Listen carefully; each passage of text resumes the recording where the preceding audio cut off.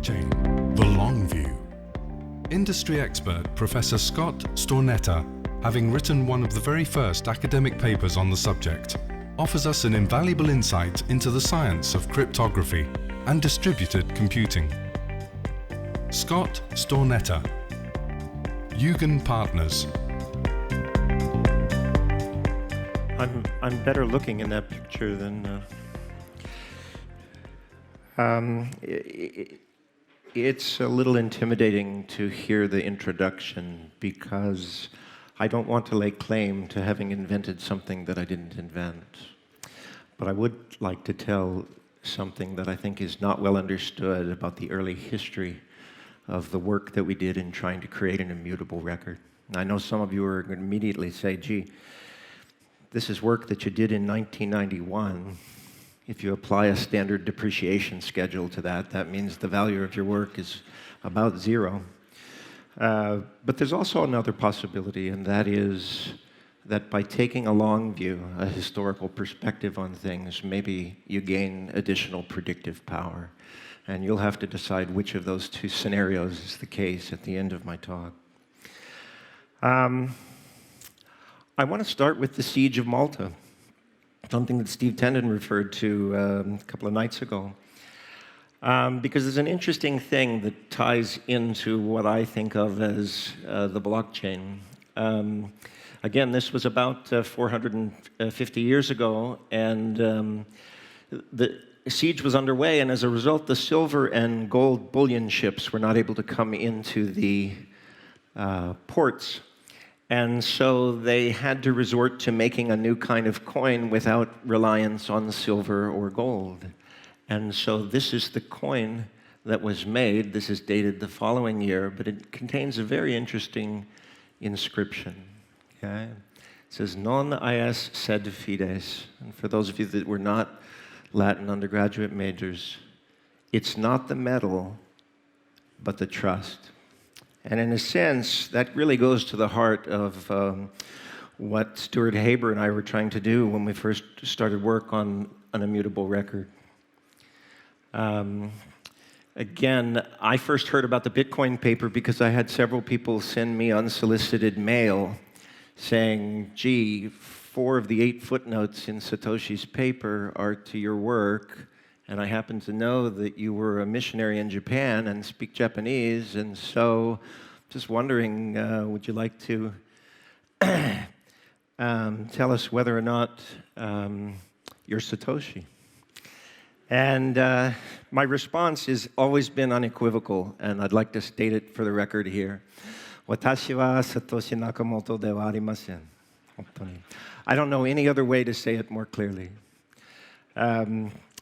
But I've been very influenced by the Japanese culture, and in fact, our aspirational goal at Eugen Partners, a venture capital fund in the blockchain space that I serve as chief scientist at. Can we get back to the slide? Oh, sorry. I knew that. We've chosen this classical name, Eugen, which suggests having deep insight. And so I've phrased my talk in the form of a modified haiku. An ancient problem finds a digital answer. Opportunity, yes, but how to move wisely. Let's talk about that ancient problem real quickly. This is pretty ancient. This is a meeting depicted between 2 tribes who had to settle a boundary dispute. And the way they settled it was they brought all the leading members of both tribes together, witnessed the event, and set down a set of stones, wouldn't want to call them blocks, in a pile to mark the boundary. But it shows the essential elements that ancient contracts had to include: witnesses and a record. And one of my favorite, there are many examples of records that have been created over the years to witness contracts. One of my favorite is the indenture. And I think most people are familiar with the phrase indentured servant, but I wonder if you understand what the true meaning of a denture is. The etymology is from dentures, teeth. And the reason that they chose that word is that this is a contract in triplicate, and then it was torn along these lines here so that if there was a dispute, the various versions of the document could be brought back together, and the tear, its randomness, guaranteed that only a valid version of the contract could provide the proof. And so for me, this whole journey started in the spring of 1989, when I started to ask myself, how will we create a digital tear? How will we create a tear for only the bits themselves? How will we create an immutable record? And this is obviously a somewhat earlier version of myself and Dr. Haber back at part of the old Bell Labs in 1990 when we first published our early work. Again, I don't want to lay claim to calling it blockchain, but maybe let's call it the proto-blockchain. And it really came down to the solution for us came one day standing in line at a restaurant waiting for a table where we had been trying to construct a proof that it was not possible to create immutable records without some sort of trusted third party. And in constructing the proof, we actually realized that the problem could be solved, namely, by essentially creating a conspiracy that involved the entire world, one could invert the problem, leading to the solution that we had proposed, which gave us an immutable record with the world as witnesses. We didn't call it a blockchain, but it certainly involved a chain of blocks that were widely distributed. To give you a feel for what it's really like, though, to how the early blockchain, or early whatever you want to call it, operated, we're going to build a blockchain right now. Let's see. So I'm going to go to gazillion.org. And on the 10th anniversary of the Satoshi paper, we purchased a basket of $1,000 worth of cryptocurrencies. And this will form the genesis block of this Malta-specific blockchain. Okay? And I now invite you to go to gazillion.org and make your own entry into the blockchain.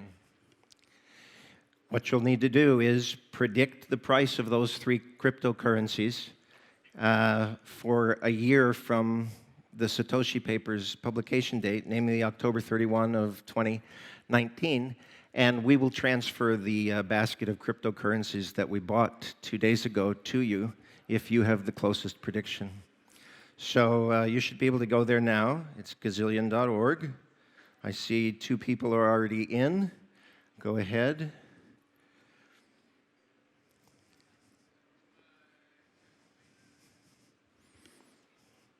Are people having trouble getting there? Are people there? You're just taking time to think about your prediction price. Okay, there are 5 entries in, 6. What's going to happen is not only are you going to become people that have added to the blockchain, you're actually going to receive a copy of the blockchain in just a few seconds, and then you'll be a decentralized community that will have the power to validate who the winner will be. Okay, just going to let a few more requests come in. And then we'll go ahead and start to build this. Again, even after I've built this, it will continue to build. It's just going to be represented visually. I'll give you another 15 seconds. Okay, I'm going to go ahead and start building this. Oh, there's quite a few. Oh, wow, okay.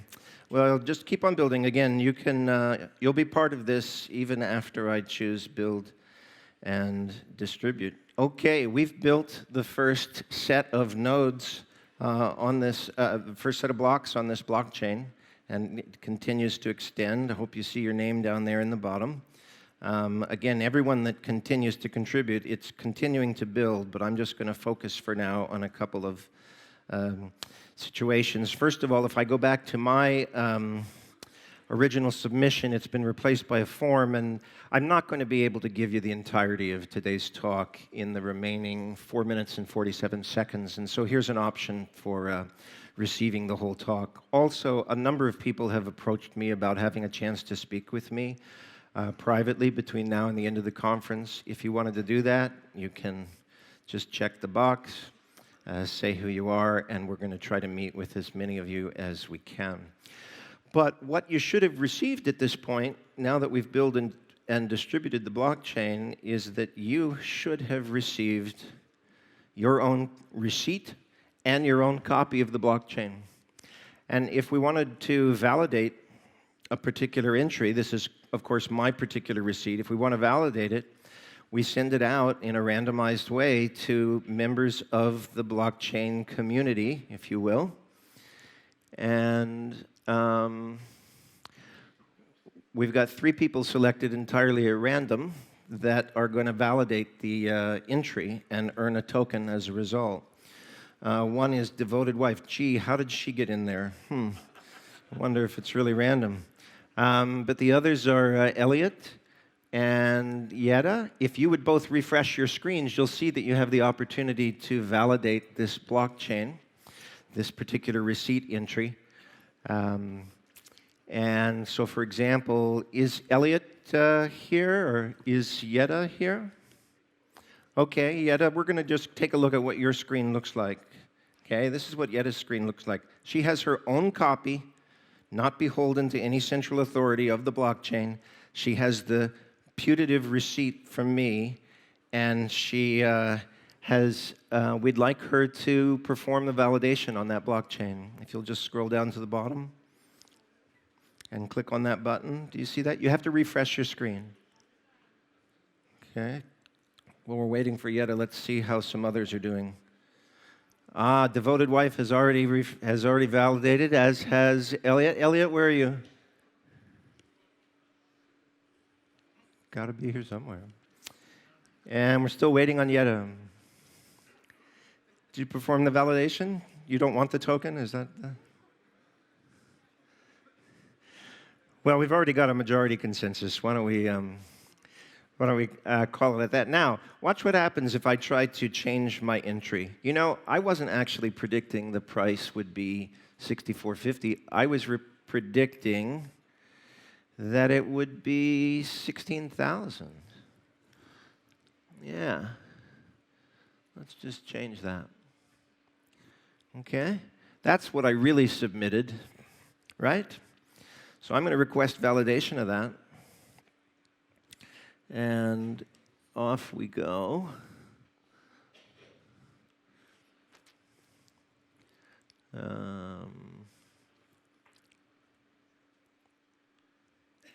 And now we should see, in the remaining minute and 36 seconds,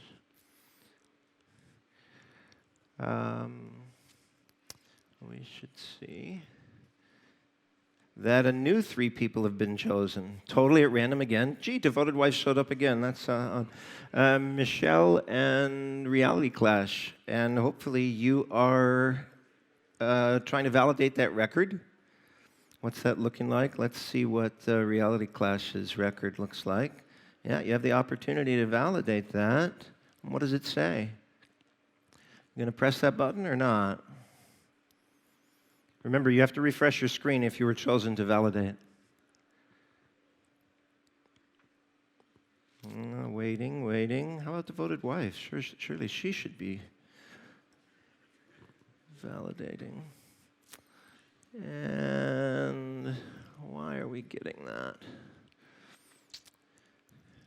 Well, I'm just going to segue because I only have 32 seconds. But eventually that process will end in showing that the record's been altered and that I tried to tamper with the nature of the universe. So I just want to conclude by saying that I thought what Charles Hoskinson said earlier in the panel, many talented people, but the blockchain space is wide open because we have to settle these issues about where to compute, who's in control, and what the reward should be. And there's an enormous space beyond what Satoshi kicked off the party with. And I invite you to dream big in thinking about how you can enter this design space and make the world a better place. I hope that, you can find out what I think the real opportunities are if you ask for the old talk. But I hope that as you pursue your own dreams, you don't lose sight of the original trust that we wanted to be implicit in this original work that we did. It helps build the entire community, and thank you very much.